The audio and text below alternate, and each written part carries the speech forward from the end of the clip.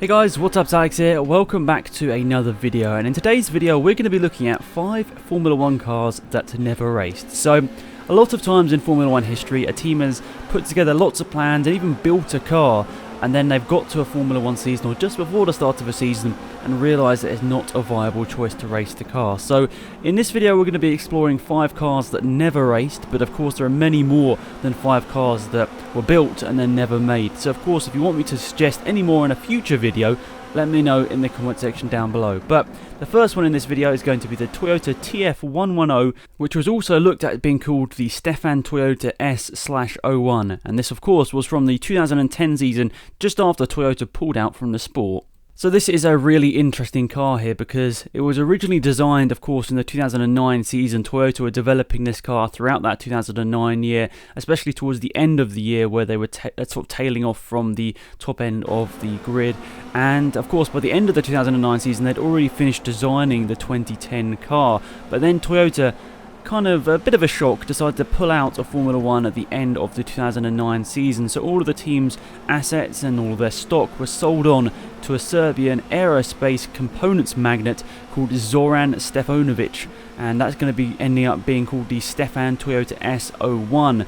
And it was interesting because the Stefan GP entry did not actually have an official entry going into the 2010 season. They just basically bought the car and then renamed it, and they thought they were going to offer up this car to sort of young drivers and other reserve drivers to try and get them into Formula 1. But unfortunately for Stefan GP, it was never going to go through, and unfortunately their bid to get into Formula 1 never quite happened. But this Toyota, designed throughout 2009, looking to race in 2010, was a fully developed car and would have been able to enter the start of the 2010 season, but fortunately for Toyota they pulled out, and the Stefan GP was a slight failed operation that never managed to get off the ground. The next car to be spoken about in this video is the Manor-Mercedes MRT-07, so the 7th generation of the Manor team, which of course we never would have thought to have gone that far after so many issues in their past. Of course they never really had that much success in Formula 1. Of course they had the sad death of Jules Bianchi in 2014 as well, and of course we all never wanted anything like that to happen for the team, and sadly for them they went even to more financial difficulties after I assume backers like Ferrari pulled out after the sad death, meaning they were really struggling financially to stay above board. And unfortunately for them, the administrators came in before the start of the 2017 season and they had to pull the plug on the team. So a Windscale model was actually finished and actually showed to the public team before the demise was announced. So 2 of the chassis actually were already built of the MRT-07 before the start of the season. Unfortunately for them, they were never put to any use, but this is incredibly sad. Of course, you never want a Formula 1 team to go into these sort of issues and have to pull out of a race entry. I think a lot of us loved the Manor team, what they were doing, the sort of the plucky little team.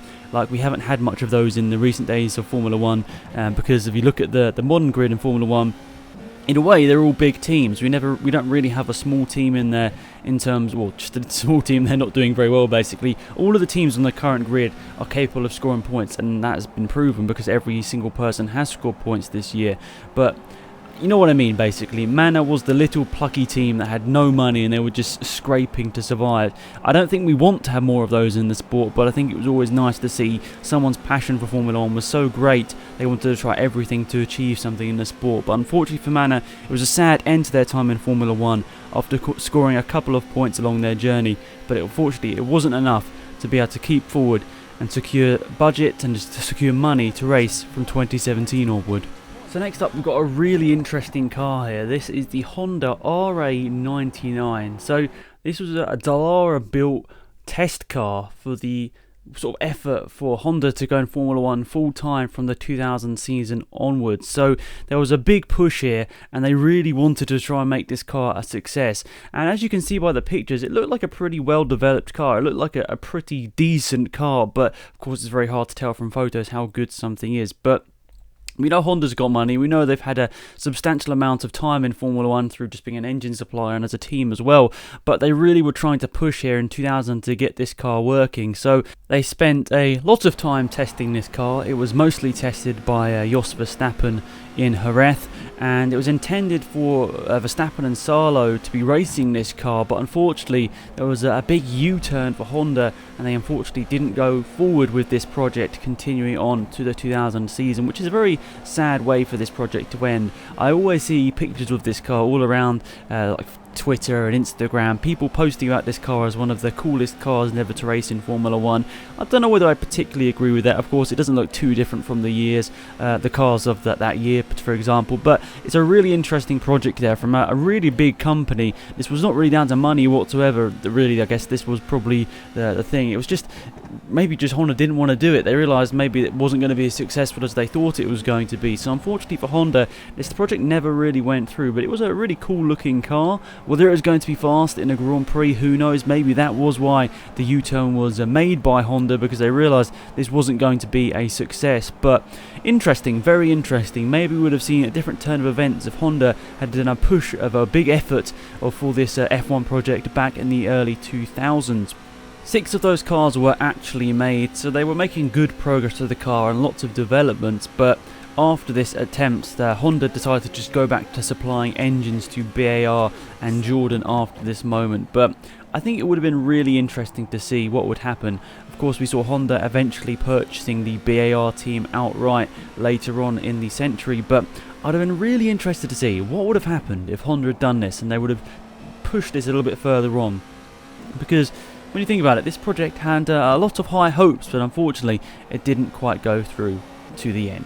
So the next one is very interesting. Now, if you know a lot about motorsport, you probably have heard the name Lola, and they had many attempts in Formula 1 over the years, never really having that much success. Before this, I think their best ever result was a podium and the Espoo La Rousse F1 team at the Japanese Grand Prix in 1990 with a 3rd place. But they'd never really gone into it as like a main manufacturer. They wanted to be that main manufacturer. But unfortunately for them, this car was a terrible failure. The Lola-Ford T95/30 for the 1996 season. But unfortunately for them, this car was a bit of a disaster. So the idea was to produce something very different and try and get Lola as its sort of brand new own Formula 1 team, not as one that was helping another one. And unfortunately for them, this car really didn't go to plan. It was driven by Alan McNish on a couple of occasions, and it looked like a pretty decent car, like a developed car, but unfortunately for them, it never turned into a material item that was able to race. But it was powered by a Cosworth 3-litre V8 engine, and it had all of the attributes that a lot of people saw that could go towards a very successful car in Formula 1, but unfortunately for them, this project never really came together. Lola have a bit of a, as I've already mentioned, they've had a bit of a history in Formula 1 of not having much success, and unfortunately for them, they did go on to try other projects with the Lola car company. They did come back in 1997 as MasterCard Lola, obviously getting a nice big sponsor on board there, but unfortunately for them, in that 1997 season, they did 2 races, the Australian and the Brazilian Grand Prix. In the Australian Grand Prix, both cars didn't qualify, and in the Brazilian Grand Prix, neither of the cars attended. So unfortunately for them, it was a very sad end to Lola there. A couple of years after this 1996 version of the car, it came close to being a reality. They were looking like they were going to be able to battle there and try and have a car in Formula 1, but unfortunately for them, this never materialised, and unfortunately the Lola project didn't last much further after this 1996 season. And now on to the last one I'm going to be included in this video, and I'm probably going to pronounce it wrong, so I apologise, but it's the Ikuzawa HW001, and this was in the 1994 year. And as you can see from the pictures, it looks like a really nice car, some really nice different angles on there, and it looks very different to what we would have seen in the modern, sort of that era of Formula 1, I should say. It does look slightly different, it looks a lot more curvy, it looks quite thin in comparison to a lot of the other cars that were designed in that era of Formula 1. So this could have been a really different style of car to Formula 1, but the project never quite took off as expected. This project looked like it was off to a good start, as they were after some very high level people in the world of Formula 1. The project was of course initiated by Ikuzawa himself, but Peter Winsder was sort of a sought after team manager, and Scaraboni, I think that's how you probably say his name, or Scalaboni, I'm bad with pronunciations. He was designing as, or joined as the designer, and two intended drivers actually for the car were Kenny Brack and Gilda Farron. So some pretty decent drivers that were going to be put into this car if that was the case. But unfortunately, this effort really struggled to get off the ground, and unfortunately for them, it never actually got further than the very initial design phases, as you saw. And unfortunately, Scarla Baroni, why is his name so confusing to me? He did go on to be involved in some other failed F1 projects like Asia Tech and Durango, and there were even rumours until 1996 actually that this design was going to be used by the Stewart F1 team, as they saw the car and thought maybe, but even Windsor himself saying that they really wanted that to happen, but unfortunately this project never really got through even the initial stages of the development, really. I mean, I think the design was actually officially completed at some point, because obviously you saw there were some built-up cars, but those built-up cars do look a little bit different to the initial design, so I'm not exactly sure what happened there, whether they took those designs at a later date and put them into development. Maybe someone can clear that out for me, because I've been looking into this and I've kind of struggled to find the answer to this. But you can see that the concept art is of course very different to the actual car, and of course that's normally is the case. Of course we normally see the designer being a little bit too imaginative in certain situations, but nonetheless, a really interesting project, and unfortunately for them it never came through. So there we are. Hopefully you did enjoy this video.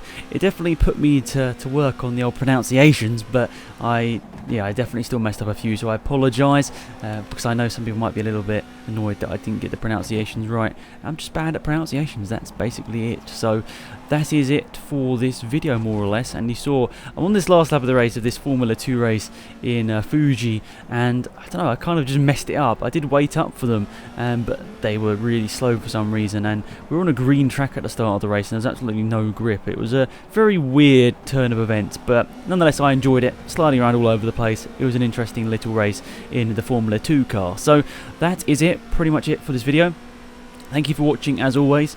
Please remember to drop a like on the video if you did enjoy it, and subscribe if you're new, that's massively appreciated. And if you are already subscribed but haven't hit the notifications bell, please remember to do that, because otherwise you won't get notified about any new video that's uploaded. And of course I'd appreciate that, because it helps me bring in new viewers if the old viewers see what I'm doing and they like it. So anyway, I've rambled on long enough. Thank you for watching. Have a great day. It's been Alex, and I'm out of here. Goodbye.